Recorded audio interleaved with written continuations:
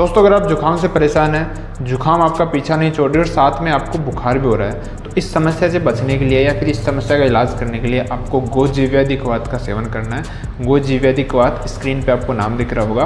गोजीव्याधिक्वाथ आपको किसी भी आयुर्वेदिक स्टोर पे आसानी से मिल जाएगा।